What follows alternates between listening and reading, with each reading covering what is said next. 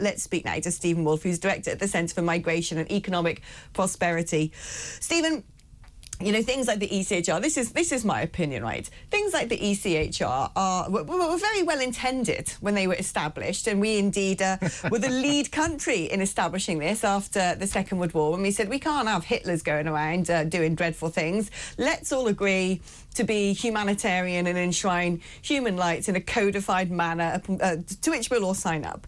And that seems wonderful. But what's happened, like all things, you know, when you create an institution or an organisation, it wants more powers. Otherwise it would do nothing unless it generates extra scope. And much like a magnet picking up iron filings, you end up with all these different case precedents and arguments, and so into the canon of legal history goes this thing, and oh, this one time that this lawyer successfully argued that this guy couldn't be deported because of this, and then, oh, that's it, that's now in the canon, and that can be referred to next time, this particular ruling and judgment. And as a result, the ECHR has just become a Gordian knot of nonsense that has nothing to do with us or being able to have any sort of sovereignty when it comes to making legal decisions that are in the best interests of this country. So for that reason, we should leave it. But then I've got this other thing, right? Which is, do you remember when there was a big debate about prisoners voting? A massive debate, and basically we went, yeah, we're not going to do that. Well, that was us ignoring the ECHR. So also that can be done. Well, what you've got is, you're quite right. The first part of your sentence is exactly what I was going to say, is that what we had was an institution, quite rightly, that was an ideology of faithfulness, happiness, joy, trying to protect people after winning the Second World War. And we also instituted that with the United Nations Refugee Convention. Again, an idea of trying to bring peace and humanity to our world. And you're once again quite right that what you have is a situation where individuals over time just use the institution, the UN, the ECHR, for their own personal self-aggrandizement. It gets adopted by liberals who just no longer see the principles of what it was, but want to extend it.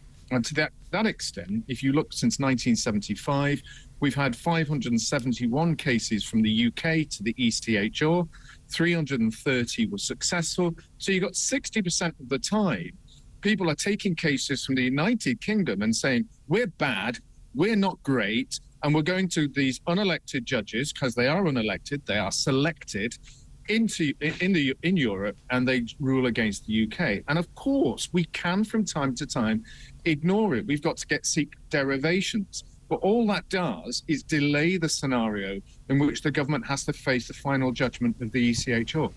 Now, if people thought that a referendum on Brexit was complicated, because what does it mean? What's it going to look like when we leave?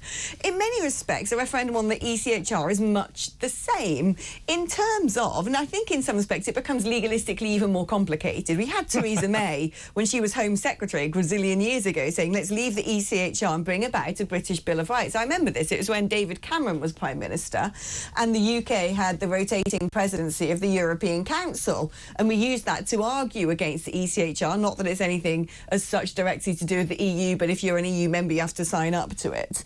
And so this was proposed, I mean, well over a decade ago, and the Conservatives therefore had a decade in which to get this job done, and they haven't. And that's because it's constantly besmirched by arguments such as, OK, if we leave the ECHR, what happens to all the case precedent? What happens to the sort of legal canon? Does that just get transposed into the UK court system? So you're still stuck, essentially, with the remnants of terrible decision-making. You're still going to be stuck with the same judges who will hark back to this case or that case and say, well, this was determined and that was determined.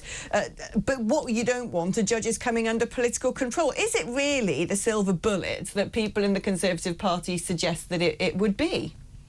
It never is the silver bullet. It's only the start of a change, and it's the start of the transformation that's needed to try and remove our legislation and the body of common law that derives from that. As a barrister, you fully understand how the principles work. When I recently looked at people turning around and saying, how can we get people to be deported from this country? How can we stop the cases of people being illegally coming into the UK across the channel and stop that when we've got the ECHR? What does that mean? Well, the reality means is that in the UK, you stop somebody coming in and you allow someone to have refugee status because of the UN Refugee Convention. But that's only 1/3 of the people who make the claims for asylum. The other 2/3 are granted either because of the ECHR directly or because, and this is the most important part, we allow it through discretion. But where does that discretion come from? The discretion are the rules that have been created on our own courts based on judgments in the ECHR.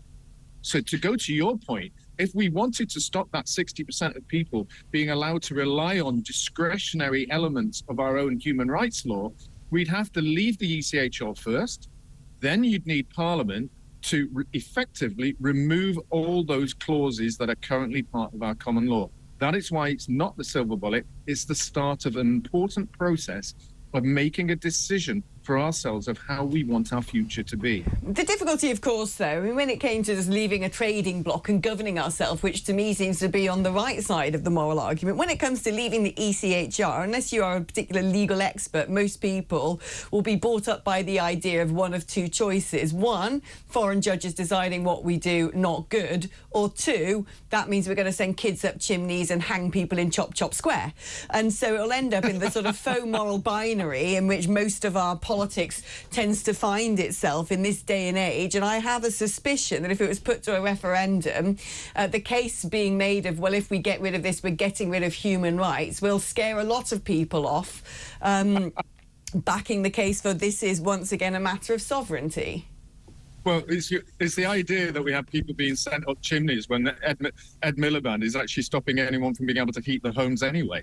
So, I just get that conceptual idea. You're quite right. I mean, the argument will be against foreign judges, against those who say, do you want to be like Russia or others outside of Europe, which is entirely fallacious. What the point is, the UK has developed its own common law based from a bottom-up principle that has enabled people not to be going up chimneys anymore, to be able to have the rights that we want. And so we can enact that ourselves. Now, whether you believe that can be done and enhanced, if you want to say, or codified, as they do in the United States, then we can have something called a Bill of Rights. But again, we're slightly different to the United States because we're not a codified kind of country. Right. So the argument will be, do you want to have your own laws created by your own government and then enacted and safely connected by our own judges who over years have developed ideas of freedom, liberty, democracy? Or do you want to have it controlled by those people who are outside? And I think that is really the legitimate argument, because to deny the fact that we don't have freedoms in this country, to say that we actually lock people up, just because they are a different colour or they come from a different country, is ridiculous. And it's actually nonsensical. Although when it comes to locking people up and our government being on the side of the people, I think Sir Keir Starmer might have paid to part of that argument, at least. Stephen, thank you ever so much. It's been delightful catching up with you once again.